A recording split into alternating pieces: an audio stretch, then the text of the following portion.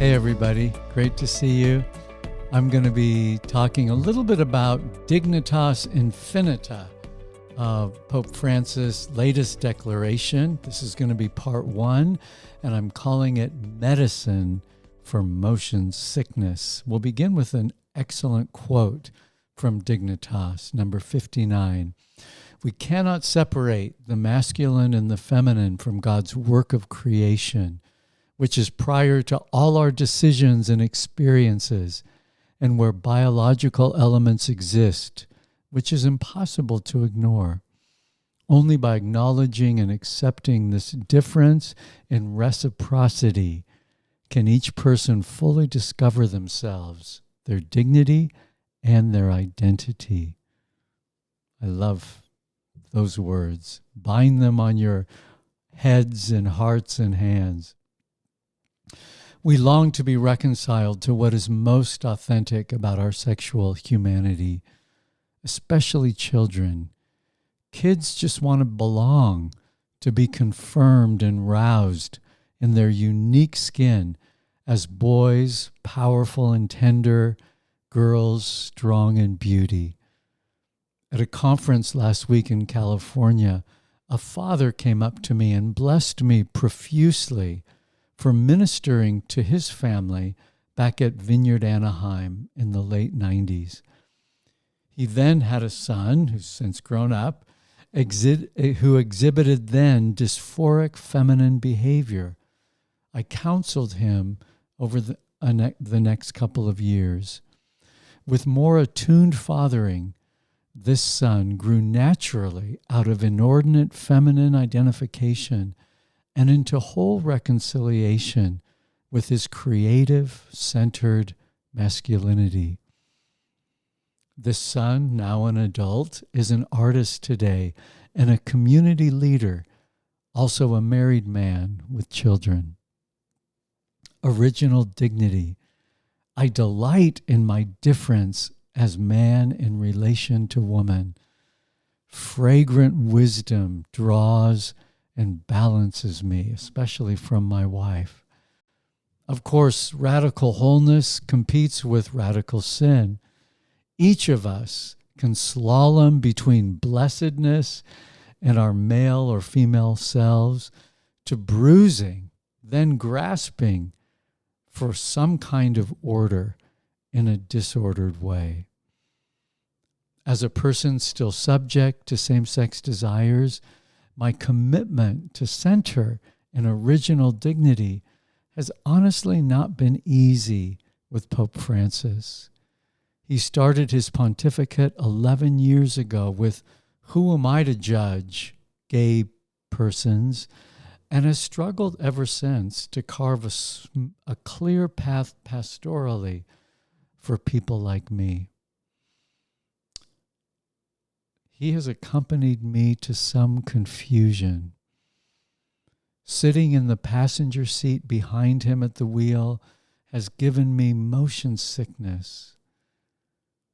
Last December, with the arrival of the last declaration, Fiducia Supplicans, I found myself sometimes sick. You could say this declaration ratcheted up the nausea that I felt in regards to some of his unclear pastoral guidance. Now, there's much that I love about Pope Francis and his compassionate leadership, but I have often had to look around and under him to stay grounded on the Church's foundational teachings in regards to sexuality. So I am surprised to be rejoicing in the Pope's new declaration, Dignitas Infinita, which was written and refined by many over a 5-year period by Pope Francis and his doctrine guy, Victor Manuel Fernandez, a cardinal. This refreshing rearticulation of every human person's dignity felt like Francis was driving straight. I am experiencing terra firma, much to my gratitude. The Church's truth as bedrock. Dignitas invites a world poised on shaky legs and eyes agitated by idolatry to walk a clear path. I am most attuned to the latter portions of this 20-page document related to sexual clarity, but Dignitas doesn't allow that in the best of Catholic tradition. Human dignity spans a spectrum of needs. Systemic injustices abound, and they build on each other. I felt proud to be a Catholic and roused to read Francis' call to prophetic courage in the face of a multi-headed culture of death. Abortion, assisted suicide, euthanasia, war, slavery, genocide, torture, unjust punishment for LGBTQers, grotesque economic inequities, slavery, human trafficking, the death penalty itself, marginalization of the disabled, mistreatment of migrants, violence against women, digital violence and sexual abuse, beginning with the church cleansing herself of corruption. So Dignitas addresses all of these issues in order to say we can and we must do better for the dignity of every human person. I especially valued his references to surrogacy, building on a Catholic vision of empowering both mother and child. Dignitas refuses surrogacy as it violates both. I quote, "The woman is detached from the child growing in her and becomes subservient to the arbitrary gain of others." Number 50. This is bedrock. Protect justice for all of us at our very foundations.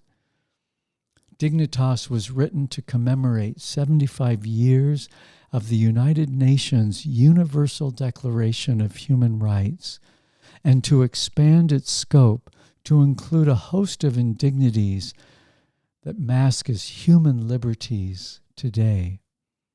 A post-war world reeling from Nazi atrocities, nuclear warfare, and growing concern over communism had evolved.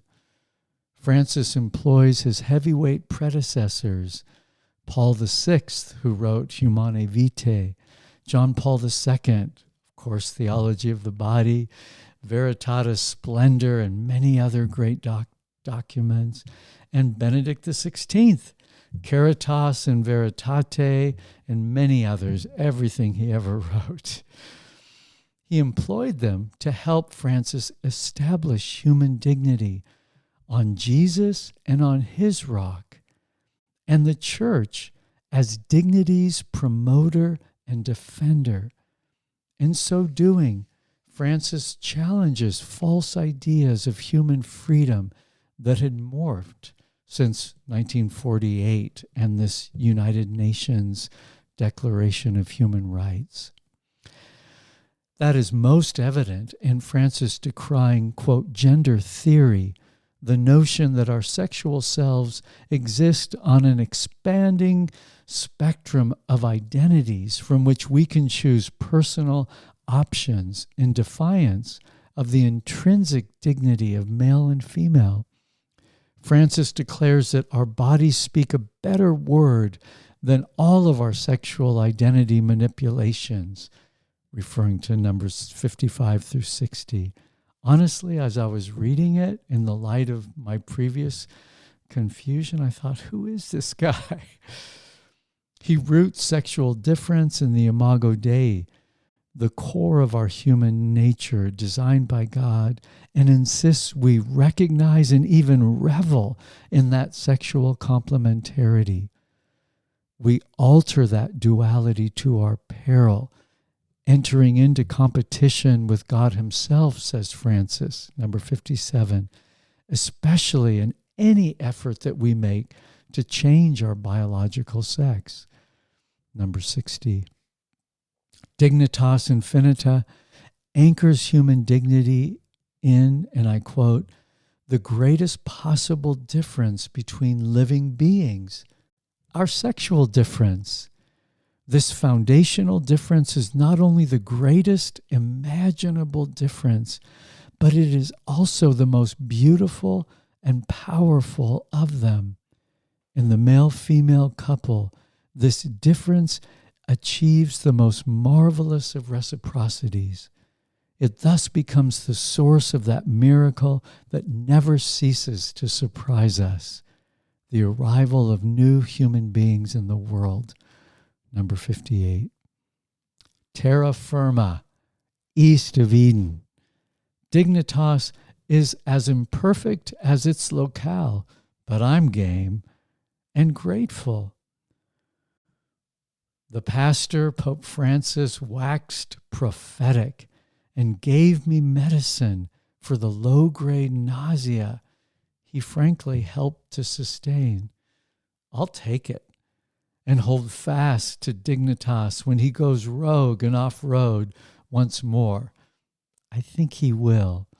Francis and his friends delight in splitting truth from the care of souls, as I'll describe next week in part 2 of my evaluation of this important declaration.